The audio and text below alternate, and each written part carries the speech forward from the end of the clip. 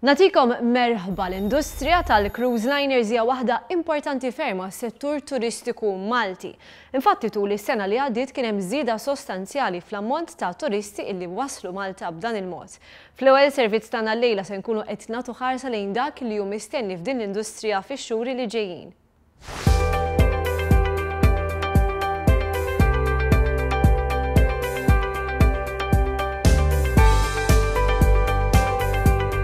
L-wasla ta' cruise liner fil-port il-kbir hija xena li tiġbed lajn ta' dawk li jkunu f'postijiet fil-belt jew il-kottonera u jaraw il-vapur dieħel. Iżda mingħajr dubju jissaħru iktar dawk li fuq il-cruise liner isibu tilqagħhom ix-xena ta' swar li jdawru l-belt kapitali ta' pajjiżna u tret bliet tal-kottonera. Mhux ta' bxejn li Malta hija destinazzjoni li qed tintgħażel dejjem iktar minn kumpaniji tal-cruise liners li fl-istess ħin jagħtu opportunità lil Maltin jibdew vaganza ta' dan it-tip minn pajjiżna. Is-suċċess u l-importanza ta' din l-industrija jirriżulta mill-fatt li fl-2014 l-ammont ta' passiġġieri tal-cruise liners li żaru pajjiżna żdiedu b'40,000. Biex is-sena li għaddiet kienu 472,000 il-passiġġieri li żaru pajjiżna permezz tal-cruise liners. Fil-fatt, fl-2014, il-qasam tal-cruise liners f'pajjiżna rnexxielu jirkupra mit-tnaqqis irreġistrat fis-sena ta' qabel.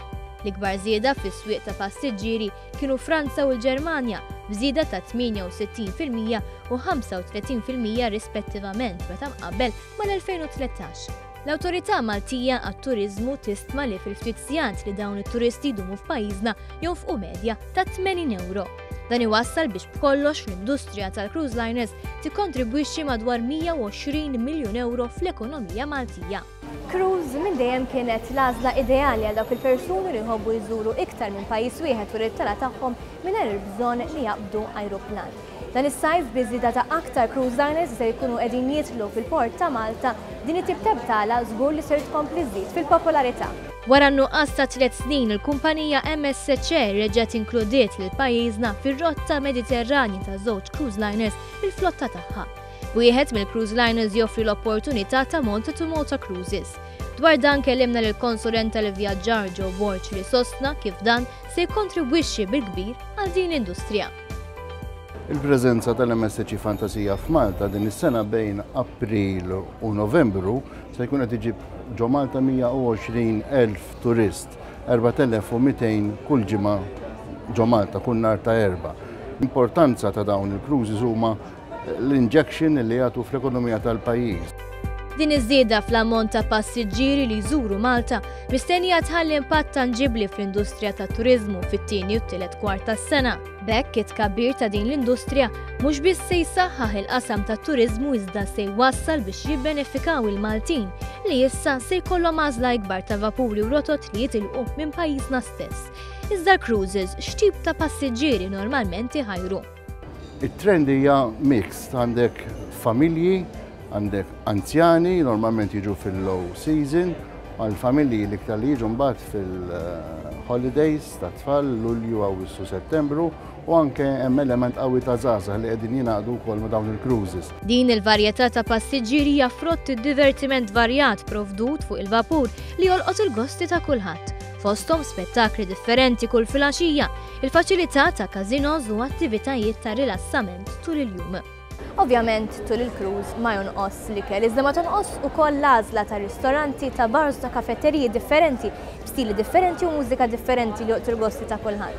Il-passiġġieri iktar żgħar mhumiex minsija kif għandhom żoni adattati għalihom kif ukoll diversi attivitajiet ta' tfal biex dawn ukoll ikollhom ġurnata mimlija. Cruise liners bħal tal-flotta tal-MSC joffru sulari esklusivi għal passiġġieri li għażlu li jħallsu għal servizz 6 star. Dan is-servizz mistenni jwassal iktar passiġġieri ta' kwalità fil-Gżejjer Maltin. L-istatistika turi li fl-2014 l-akbar tkabbir li rreġistra pajjiżna fis-settur tal-cruise liners kienu fl-ewwel kwart u fl-aħħar kwart tas-sena, xhur li tipikament huma meqjusa bħala iktar diffiċli għall-qasam tal-cruise liners. Għalkemm din is-sena ix-xejra mistennija tkun differenti u l-aqwa xhur se jkunu dawk li ġejjin. Sfida kbira f'dan il-qasam huwa li jiżdiedu s-sigħat li passiġġieri jagħmlu Malta. L-ammont ta' passiġġieri fuq il-cruise liners li qattaw lejl f'Malta s-sena l-oħra kiber bi kważi 200%. Iżda dan mhux biżżejjed. Biex l-ammont ta' cruise liners li jibqgħu f'pajjiżna għal-lejl ikompli jikber, pajjiżna daħħal regolamenti ġodda li jolqtu l-kazinos ta' fuq il-vapur. Ir-regolamenti l-ġodda se jippermettu li l-vapur li għatta lejl f'pajjiżna jiftaħ il-kazino bejn is-6 ta' filgħaxija u s-6 ta' filgħodu, miżata ta' 500 euro għal vapuri li ġorru inqas minn 1500 passiġġier u 1000 euro għal vapuri akbar. Madankollu l-vapuri ma jħallsu l-ebda miżata jekk iqattaw il-lejl f'għawdex. B'hekk il-miżura hi maħsuba biex tagħti spinta kbira lit-turiżmu lejn il-Gżira Awċija. Il-kap eżekuttiv ta' Valletta Cruise Port sostna li din l-idea kienet tal-cruise liner stess u għalhekk il-probabilità ta' suċċess ta' dan ir-regolament hija ikbar. Dan konna meeting ma' il-cruise line partikolari u kien hemm l-opportunità ta' overnight stay Malta u li għalt il-nesba aħna kieku nitħajru nagħmlu iktar overnighting in Malta. Però peress li m'hemmx din regolamentazzjoni tal-kazinos, mhux nefru l-kazinos u għalina l-kazinos huma revenue importanti mhux qed noqogħdu Malta. U konna dak iż-żmien diskutejna mal-gvern biex nibdew dal-proċess u llum wasalna fejn wasalna. Huwa fatt magħruf li s-suċċess tal-industrija tal-cruise liners isarraf suċċess ikbar mod in ġenerali fil-qasam tat-turiżmu. Hekk kif 50 sigħat li l-passiġġieri jdumu Malta jieħdu toma tal-prodott turistiku ta' pajjiżna li ħafna drabi iwassalhom biex jerġgħu jirritornaw fil-Gżejjer Maltina l-waqfa iktar twila biex igawdu bisħieħ dak li toffri il-perla tal-Mediterran.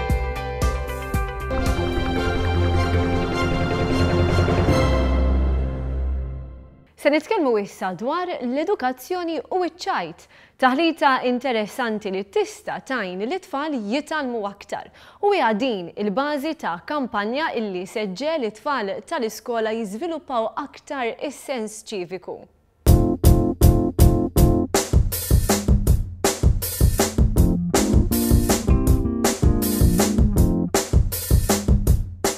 ċajta darba titallima u tibqa' tiftakara. Dan huwa l-qafas li fuq msejsa l-kampanji tal-kumpanija Generation Green, illi permezz ta' ċajt familjari toħloq tbissima fuq fom studenti fi skejjel primarji u sekondarji madwar Malta u Għawdex. Dan fl-istess waqt li tnisel sens ċiviku illi jixpruna l-aktar valuri importanti fis-soċjetà b'mezzi li jinżlu tajjeb ma' tfal. John Malija, direttur tal-istess kumpanija, spjega minn fejn nibtet l-idea oriġinali. Allura, qed naħdmu flimkien biex nagħmlu dawn l-inizjattivi li nedukaw bihom, però fl-istess ħin it-tfal vera jieħdu gost mill-bidu sal-aħħar u ovvjament meta wieħed ikun qed jieħu gost huwa ħafna iktar faċli jiena mbagħad ngħadilek messaġġ inkellmek, nidħolok daqsxejn f'moħħok għax kultant speċjal klassi għandha l-użu tagħha, però it-tfal għandhom ċerta enerġija kreattiva. It-tema ta' riċiklaġġ kienet dik li ġabet flimkien dinja intangibbli ta' idejat ma' realtà. Dan spjegah l-attur Mario Kassar. L-ewwel kampanja li għamilna kienet ta' riċiklaġġ, konna użajna lil-Gable dak iż-żmien bħala karattru u bdejna nġelu tfal jitalmu kif jirriċiklaw, x'inhuma l-affarijiet li jiġu riċiklati, x'inhuma dawk li mhumiex. Il-ħsieb kien li tkun kampanja ta' 8 ġimgħat. Iżda tant kien tajjeb ir-rispons mit-tfal flimkien ma' dak tal-ġenituri u l-allima tagħhom illi warajha segwit kampanja oħra. Imbagħad kampanja oħra kienet l-istorja skont is-salf, kienet vjaġġ tul l-istorja ta' Malta, 22 miljun sena f'sija. Gas down, jiġifieri. Sabiħa wkoll kienet parti mis-syllabus tal-iskola. Wara dawn iż-żewġ kampanji l-Fondazzjoni Mapfre uriet interess kbir li tinvesti f'kampanji edukattivi b'temi diversi bħalma huma nfatt il-kampanji ta' Generation Green. Bl-ewwel waħda fosthom kienet dik il-kampanja ċaqlaq. ċaqlaq, l-ewwel u t-tieni staġun li kienet kampanja fuq kif jieklu aħjar, x'għandhom jieklu, naqsu l-junk food u kif ukoll jiċċaqalqu naqra, jagħmlu exercise għall-inqas sija kuljum. L-aktar proġetti riċenti f'kollaborazzjoni mal-istess fondazzjoni kien dak bl-isem ta' Street Smart, kampanja li għandha lan li tiżrażerija fit-tfal barfin dwar is-sigurtà u r-regoli tat-triq li eventwalment il-qudiem tissarraf fi frott. Frott li tfal li tqajna magħhom fl-iskola primarja tal-Furjana huma xhieda tiegħu. Jiena tallimt traffic lights, tallimt signs. Ta' triq u li jkun hemm fit-triq. Meta jkun aħmar nieqaf u meta tkun oranġo nistenna u jekk ikun aħdar nibqa' għaddej. Llum tgħallimna fuq it-traffic lights u s-signs u affarijiet oħra. Jien illum tgħallim is-sinjal ta' traffiku li biex naqsam dejjem irid nara l-bozza ħamra tixaħar ma tajniex karozzi. Fuq iż-zebra crossing meta jkun hemm tara nies għaddejjin ħajkunu tislowja tibda tislowja mhux tibqa' għaddejja.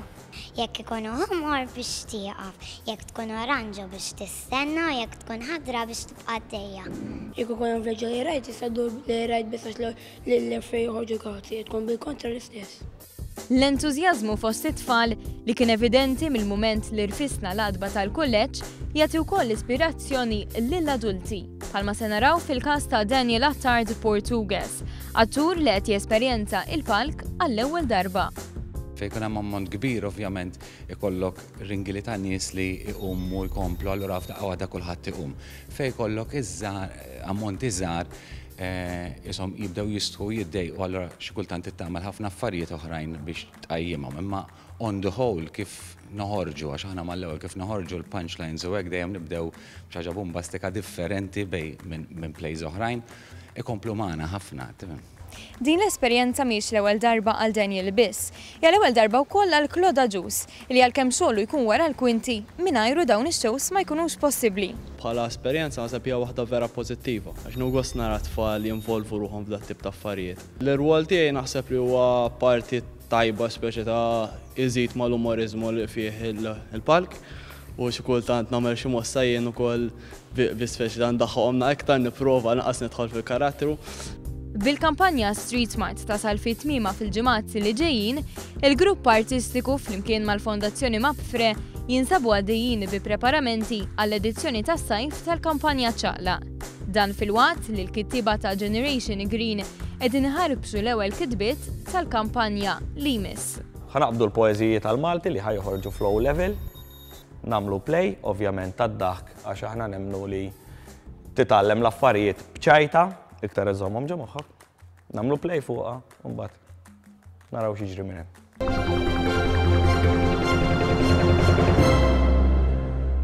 Programm ieħor mal-RG fit-tmiem u nfakkarkom li dan il-programm u l-programmi kollha li xandarna issa tistgħu issibuhom fuq YouTube. Il-Kamra tal-Aħbarijiet iżomm ukoll il-paġna Facebook tagħha kontinwament aġġornata. Grazzi tal-li kontu magħna, il-kumplament tas-serata tajba.